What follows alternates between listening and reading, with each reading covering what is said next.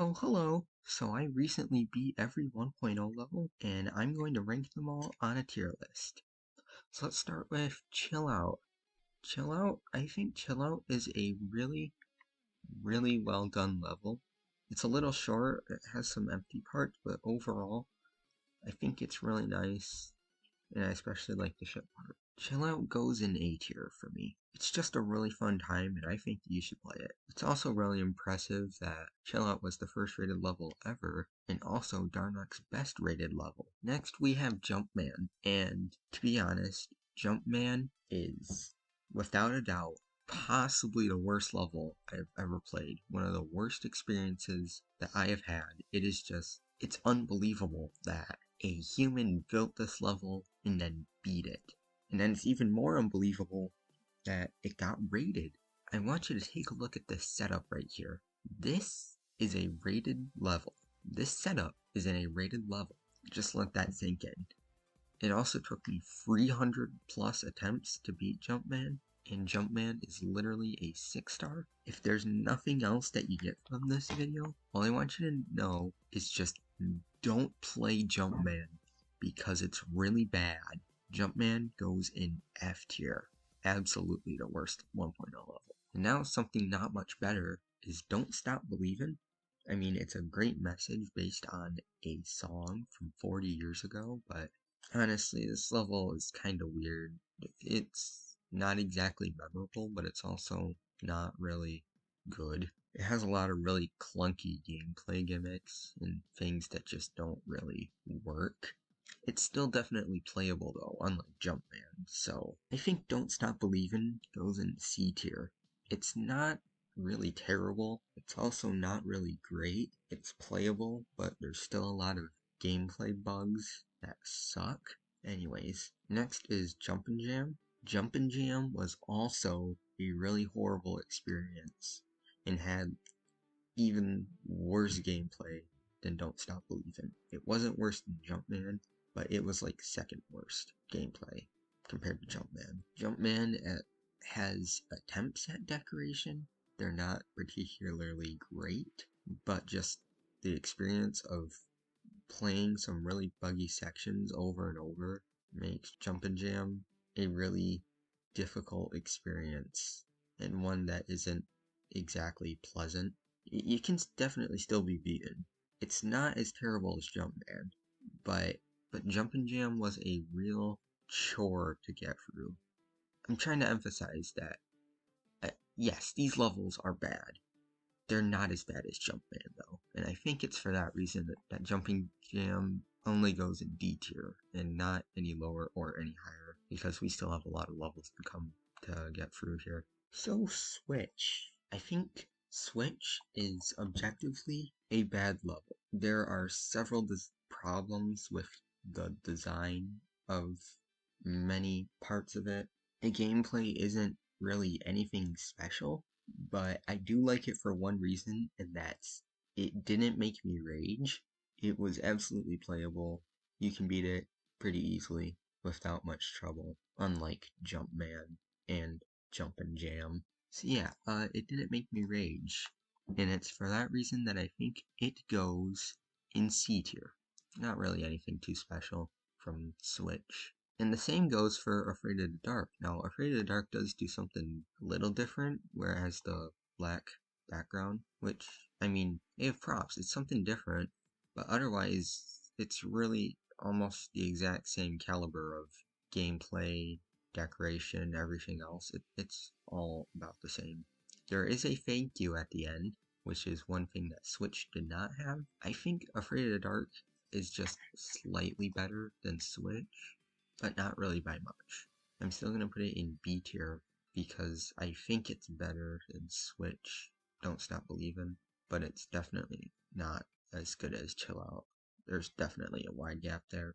If there was like a B minus tier, then I think that would be Afraid of the Dark. Now, LVL 5 or level 5. I really like the ship part. Most of the level is a ship. That's something cool, that's something different. It's really cool that most of the level is ship. In the ship, it's really well decorated. It doesn't feel unfair. It's all great. It's all good. but the entire level was shipped, then I think this would easily be an S tier level.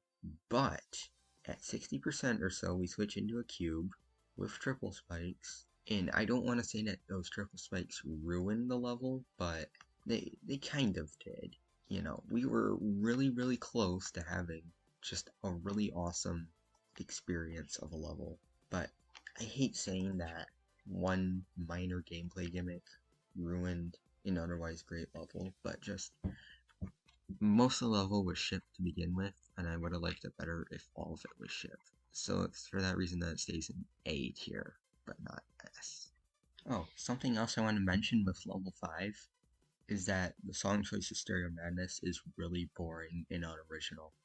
It was another thing that brought the level down from S tier for me.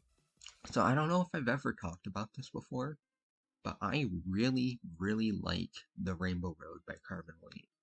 I think that the Rainbow Road is the single best 1.0 level. Now, obviously, that's not saying much, but Chill Out in level 5 had the pieces for a really great creation, but Carbonite was the one that really took it and made it into something great, I think. Now, Rainbow Road is a hard level. It's much harder than all the other levels here. It's not because of bugs or other unfair difficulty. It's just a higher caliber of gameplay, like there's more triple spikes and timings. But that's not a bad thing because it's done right, almost. Rainbow Road also has some really interesting block designs. They almost kind of look unfinished, but when you string them all together, they don't actually look too bad. Of course, the decoration in the Rainbow Road is great. I think this was the first level to use portals as decoration. And finally, the last thing I want to say with the Rainbow Road is that now, I know that it's been generally said that Back on Mountain was the first themed level, but I think Rainbow Road also has a theme because the background goes through all the colors of the rainbow at a certain point, and it's even themed to, like, finding a pot of gold. Like, that's the thing at the end, all the orbs and jump pads at the end, it's meant to represent gold, and I think that's really cool. It's just all these pieces that Rainbow Road has that makes it a great level that doesn't feel unfair, and it's definitely an S tier if we're going by 1.0 level standards. Next level is M by Mid-M to Call, the creator of Demon Park. I think M has some interesting concepts, but they weren't really executed fully. Like, I think everything that was done in M could have been done a lot better, but it wasn't. I mean, the concepts in M, they weren't done as well as they were in, say, level 5, Chill Out, or the Rainbow Road. But there are definitely still some unique gameplay concepts here, some interesting designs that we haven't seen before. I do also want to point out that for some reason, at like 10%, the background changes white and stays white for the entire rest of the level.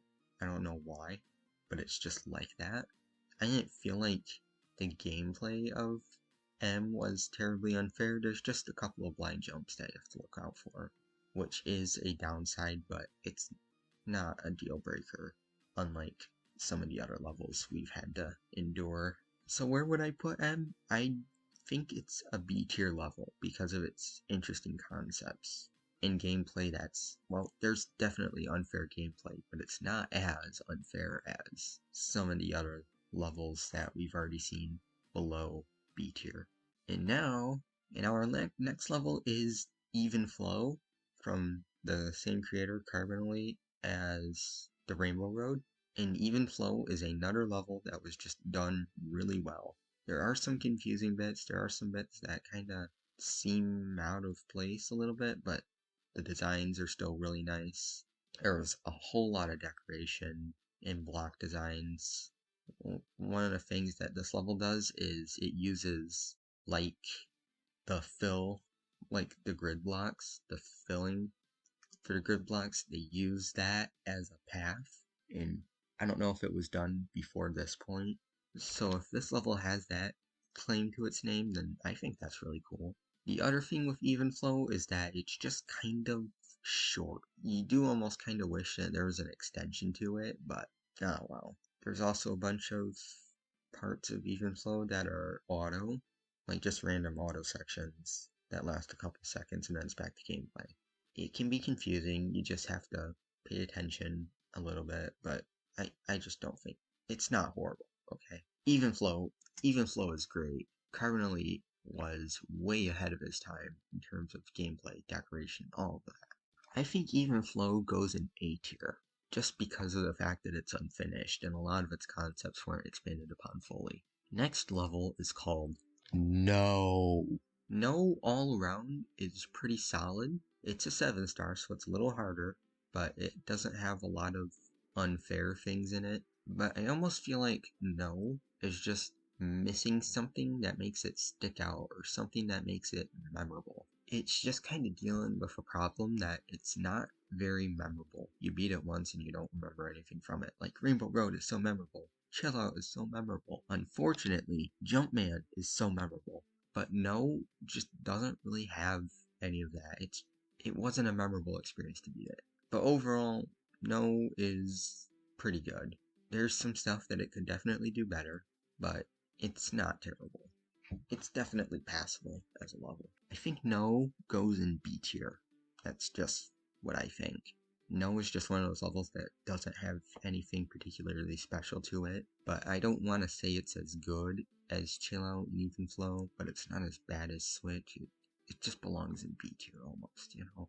And now we get to a tribute, which is the only level I didn't actually beat. I cut together a practice from it.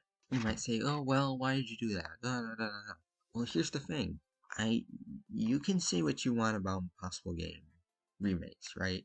I do not like Impossible Game remakes. As soon as I realized that it's an Impossible Game remake, I'm like, I'm not gonna sit through and beat this.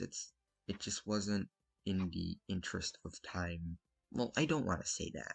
I definitely could have beat it if I had a lot of time, but the thing that I hold against Impossible Game remakes is that it's gameplay that was built in a different game.